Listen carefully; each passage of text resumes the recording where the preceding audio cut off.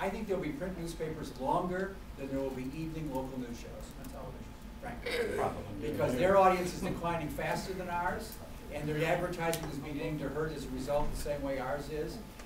Today, as I sit here, we've still got several hundred people covering Washington and local coverage, local news, sports, business, and so on. Channel 4, the best local television station in Washington, one of the best in the country, doesn't even have a dozen people covered. There are papers that have shrunk so much that as I've been traveling around the country with my novel, and I am shocked at the current state of these newspapers. And if I lived in one of those cities, I'm not sure I would read the newspaper anymore. I don't read the New York Times. Our journalism is more valued and more viewed now than ever before. But that doesn't mean that you don't have these other things too. And in fact, we're engaged in creating our own communities of interest as a newspaper.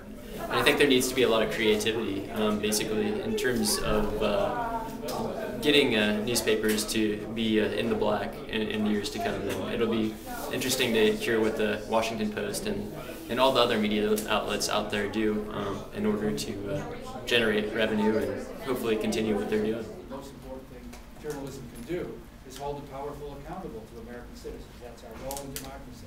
These new ways of doing business in journalism are going to replace the old ways, but not necessarily by eliminating traditional journalism.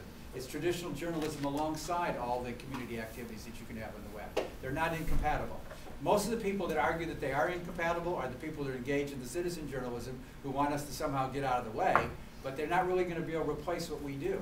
So both things ought to flourish. Where it goes, I think right now it's a really crucial time for journalists, and constantly wondering if we're in the right profession, if we're going to make money after this. But I think it's interesting, and I really enjoyed the conversation. I'm very privileged to be here at USC, where we actually get a chance and opportunity to meet with folks that have influence and that have been in the situation and are trying to do something about it.